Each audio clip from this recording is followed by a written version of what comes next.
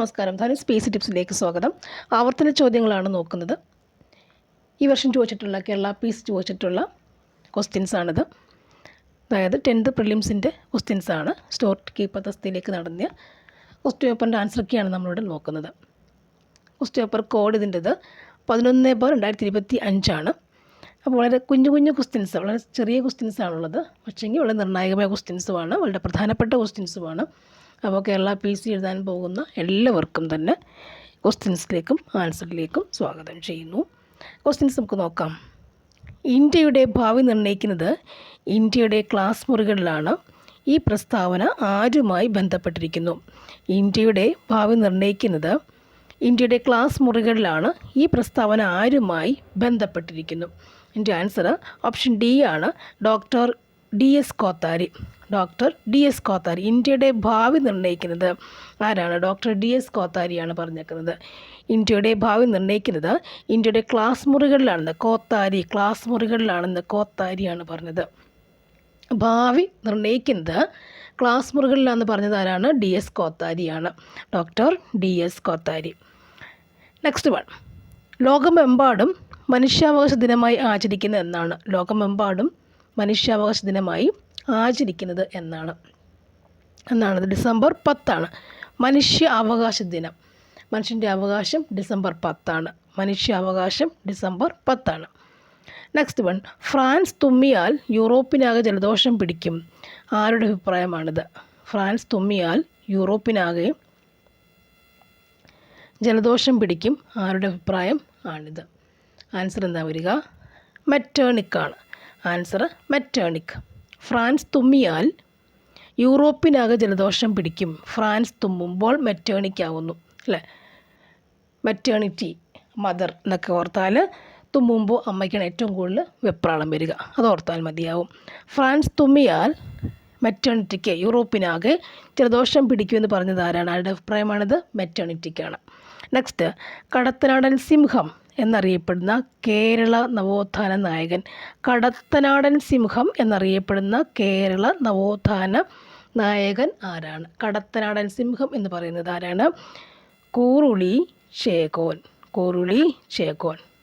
കടത്തനാടൻ സിംഹം കൂറുളി ചേകോൻ. ചേകോനാണ് കടത്തനാടൻ സിംഹം എന്നറിയപ്പെടുന്നത്. ഒരു ചേകവരാണ്. സിംഹം, കടത്തനാടൻ സിംഹം ആരാണ്? ഒരു ചേകവർ. കൂറുളി ചേകോൻ. ചേകവർ. നെക്സ്റ്റ് വരുന്നത്, രാജ്യത്തെ ആദ്യത്തെ സമ്പൂർണ്ണ ഡിജിറ്റൽ കോടതി കേരളത്തിലെ ഏത് ജില്ലയിലാണ് ആരംഭിച്ചത്? ആദ്യത്തെ സമ്പൂർണ്ണ ഡിജിറ്റൽ കോടതി എവിടെയാണ്? കേരളത്തിലെ ഏത് ജില്ലയാണ്? രാജ്യത്തെ ആദ്യത്തെ സമ്പൂർണ്ണ ഡിജിറ്റൽ കോടതി. രാജ്യത്തെ ആദ്യത്തെ സമ്പൂർണ്ണ ഡിജിറ്റൽ കോടതി കേരളത്തിലെ ഏത് ജില്ലയിലാണ് ആരംഭിക്കുന്നത്? എവിടെയാണ് ആരംഭിക്കുന്നത്? ആൻസർ കൊല്ലമാണ്. കൊല്ലമാണ് ഡിജിറ്റൽ കോടതി, കൊല്ലത്താണ്. നെക്സ്റ്റ് വരുന്നത്, ഗ്രീനിച്ച് സമയം 2 PM ആകുമ്പോൾ ഇന്ത്യയിലെ സമയം എത്രയാണ്? ആൻസർ എന്താണ്? 7:30 7:30. 2 PM ആകുമ്പോൾ 5 മണിക്കൂർ വ്യത്യാസം, ഓർത്തിരിക്കാം. 5 PM, 7:30 സമയം വരിക. താഴെ പറയുന്നവയിൽ ധനനയവുമായി ബന്ധപ്പെട്ട ശരിയായ പ്രസ്താവന ഏതാണ്? താഴെ പറയുന്നവയിൽ ധനനയവുമായി ബന്ധപ്പെട്ട ശരിയായ പ്രസ്താവന ഏതൊക്കെയാണ്? 1, ഈ നയം നടപ്പാക്കുന്നത് ബജറ്റിൽ കൂടിയാണ്. പൊതുകടം, പൊതുച്ചെലവ്, പൊതുവരുമാനം എന്നിവയെ സംബന്ധിച്ച സർക്കാർ നയം.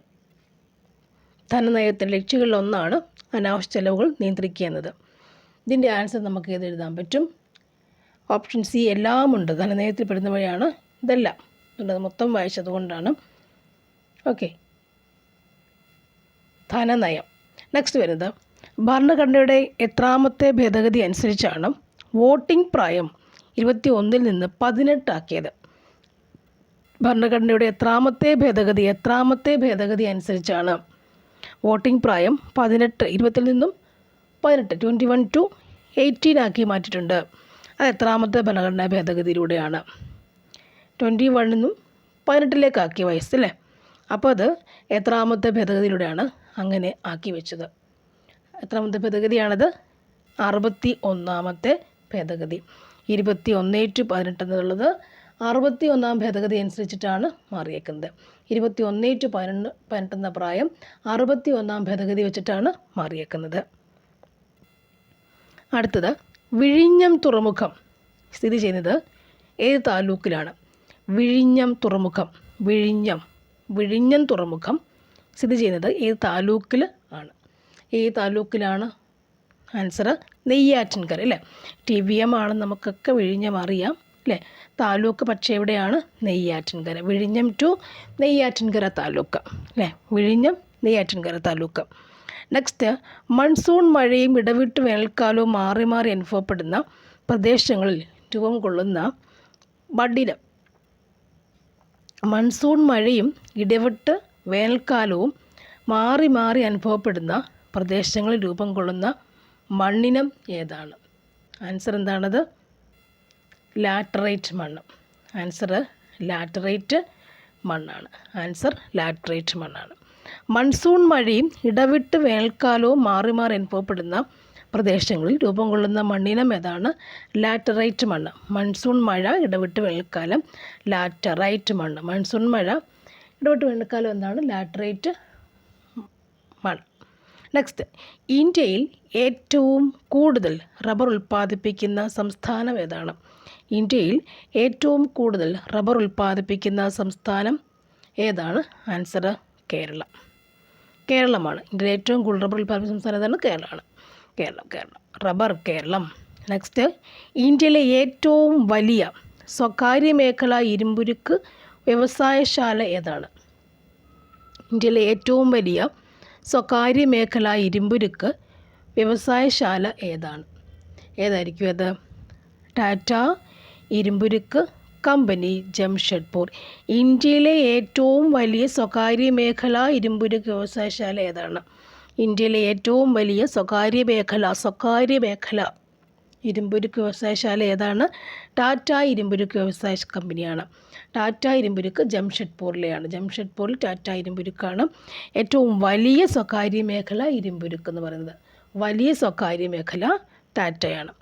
അടുത്തത്, ഇന്ത്യയിലെ ഏറ്റവും വിസ്തൃതവും പഴക്കം ചെന്നതും ഉറപ്പേറിയ ശിലകളാൽ നിർമ്മിതവുമായ ഭൂഭാഗം ഏതാണ്?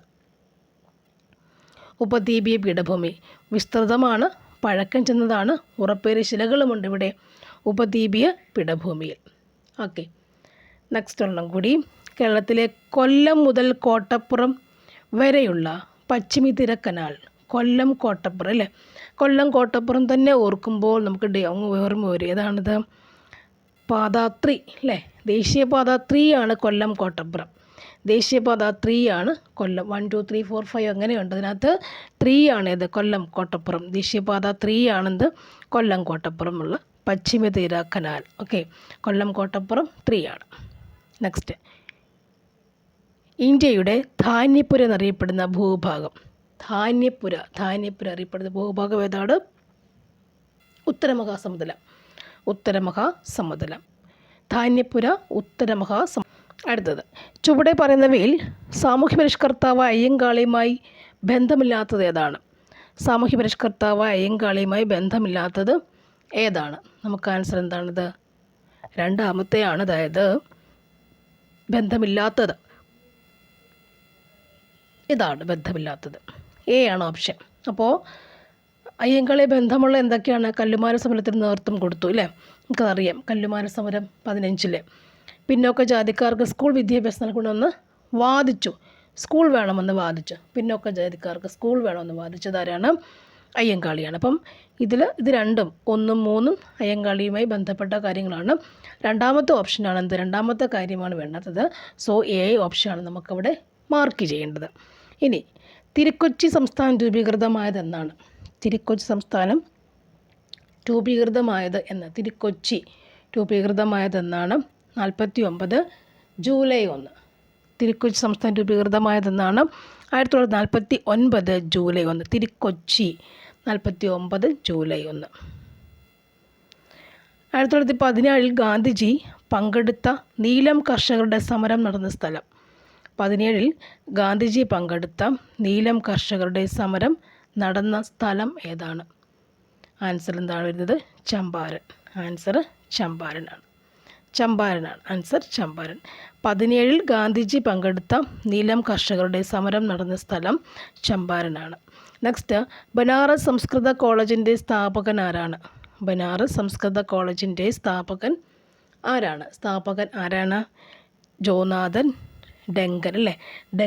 ഡങ്കനെയൊക്കെ പഴയ ഡങ്കൻ ഓർമ്മ വരും. ബനാറസ് സംസ്കൃത കോളേജ് ഡങ്കൻ്റെയാണ്. ബനാറസും ജോനാഥനും കണക്ട് ചെയ്ത് പഠിക്കാം.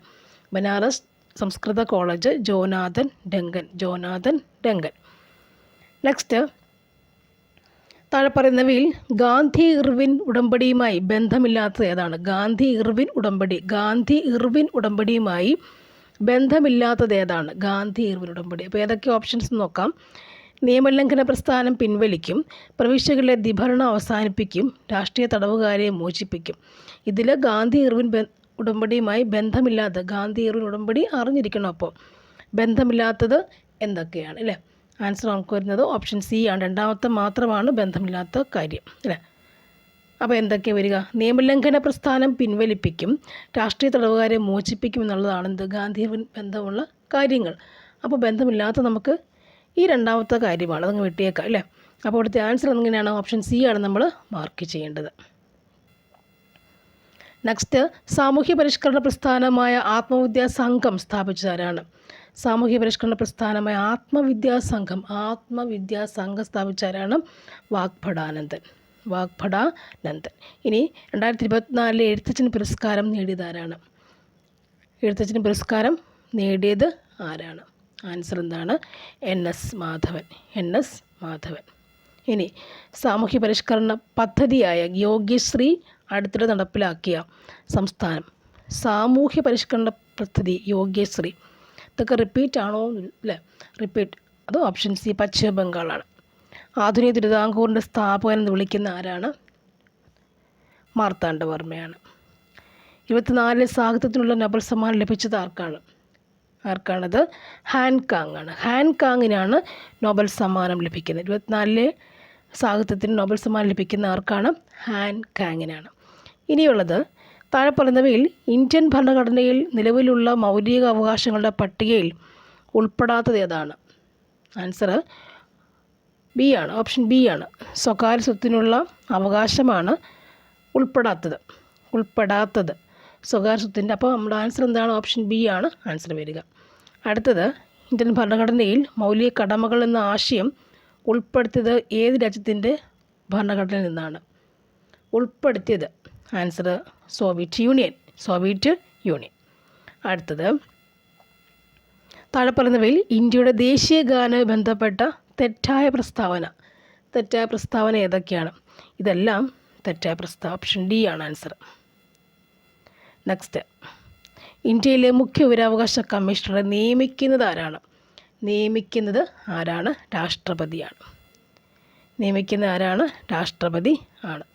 രാഷ്ട്രപതിയാണ് നിയമിക്കുക.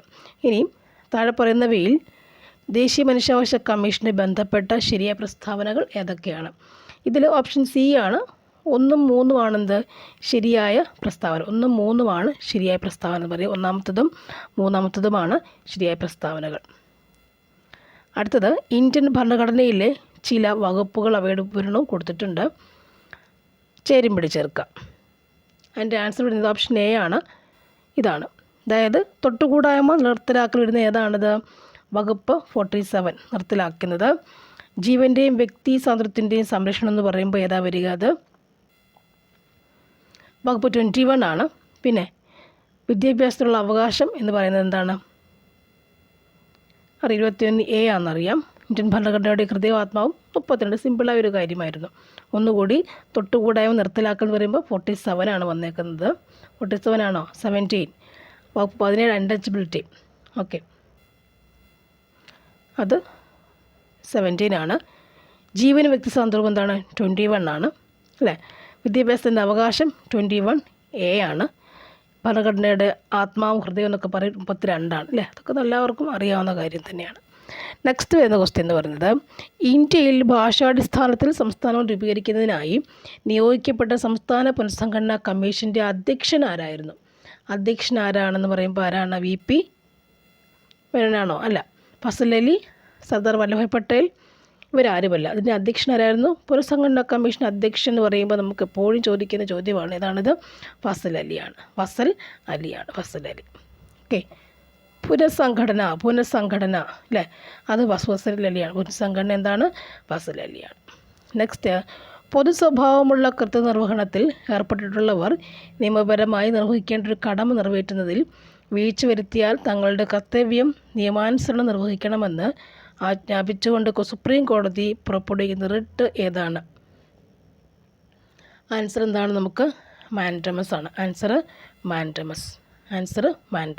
പൊതു സ്വഭാവമുള്ള കൃത്യനിർവഹണത്തിൽ ഏർപ്പെട്ടിട്ടുള്ളവർ നിയമപരമായി നിർവഹിക്കേണ്ട ഒരു കടമ നിറവേറ്റുന്നതിൽ വീഴ്ച വരുത്തിയാൽ തങ്ങളുടെ കർത്തവ്യം നിയമാനുസരണം നിർവഹിക്കണമെന്ന് ആജ്ഞാപിച്ചുകൊണ്ട് സുപ്രീം കോടതി പുറപ്പെടുവിക്കുന്ന റിട്ട് ഏതാണ്? മാൻഡമസ്. സുപ്രീം കോടതി ടു മാൻഡമസ്. സുപ്രീം കോടതി മനുഷ്യരോട് ആജ്ഞാപിക്കുന്നു. മാൻഡമസ്. ഓക്കെ. നെക്സ്റ്റ്, ഇന്ത്യയുടെ ദേശീയ ഗീതം രചിച്ചതാരാണ്? ദേശീയ ഗീതം എന്ന് പറയുമ്പോൾ അത് രചിച്ചതാരാണ്? ദേശീയ ഗീതം ആരാണത്? ബങ്കിം ചന്ദ്ര ചാറ്റർജി. ഇന്ത്യൻ ഭരണഘടനയുടെ 8ാം പട്ടിക അനുസരിച്ച് നിലവിലുള്ള ഔദ്യോഗിക ഭാഷകളുടെ എണ്ണം എത്രയാണ്?